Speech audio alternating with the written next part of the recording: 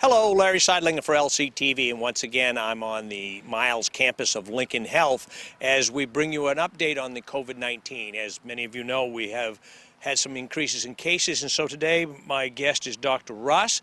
He's going to answer give us some insight to some questions we have for him. Dr. Russ, thank you very much for taking a few minutes of your busy day. Thank you, Larry. We've seen a significant increase in cases across the state, including a record-setting number of cases in a single day on this past Wednesday. What's it been like in Lincoln County? So we also have a slight increase in the number of positive cases in Lincoln County over the past week. So far, none of those cases have been linked to any of the other cases, and so we don't have an indication of community spread here in Lincoln County, which is great news. But again, I think everyone's sort of on pins and needles, sensing that there may be, sort of a general increase coming.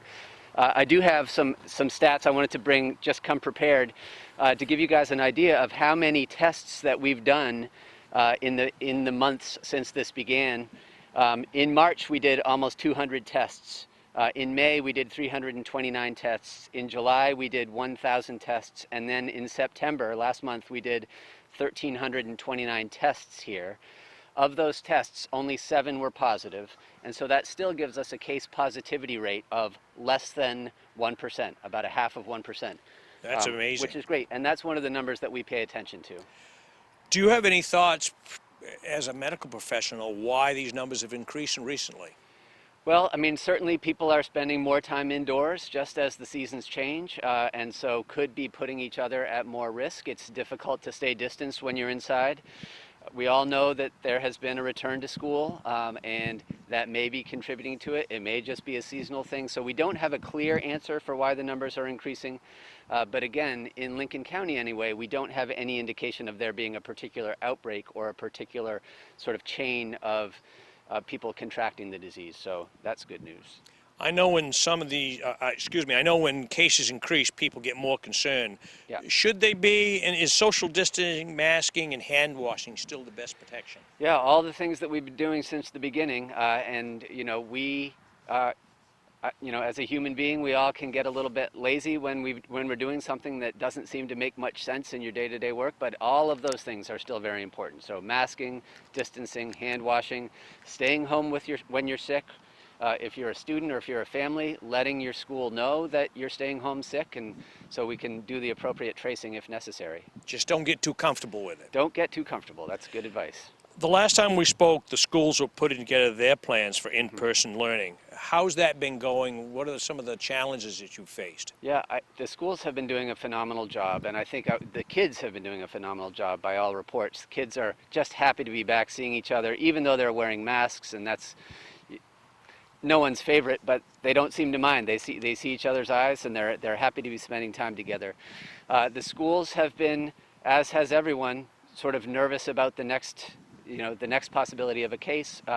But we have great communication with the schools, and we have great lines of communication so that if there is a positive case, we know exactly what to do and we know how to respond. And the schools, like I've been saying for months now, a positive case in the school is not a failure of the system, it's an inevitability, and we're prepared to deal with it. So I would say the schools are doing just a phenomenal job.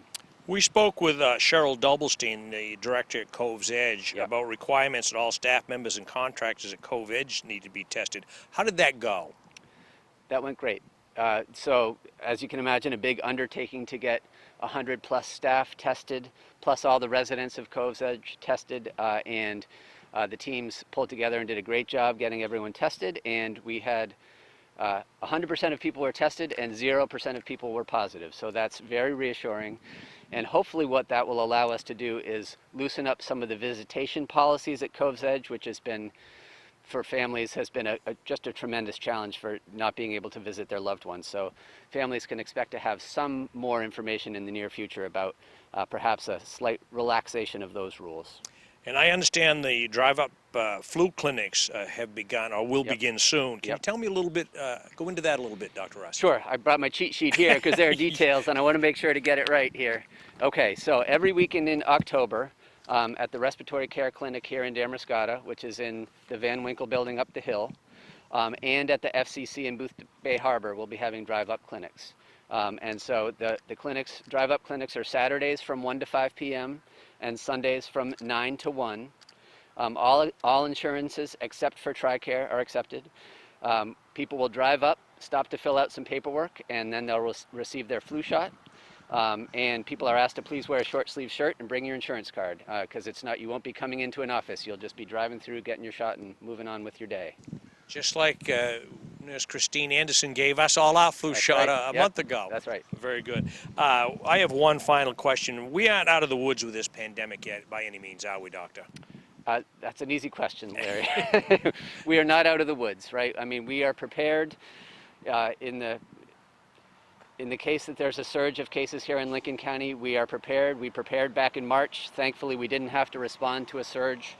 The numbers that we have here don't indicate a surge, but it's certainly room to be on alert, concerned, and doing all the best things that we can to protect each other.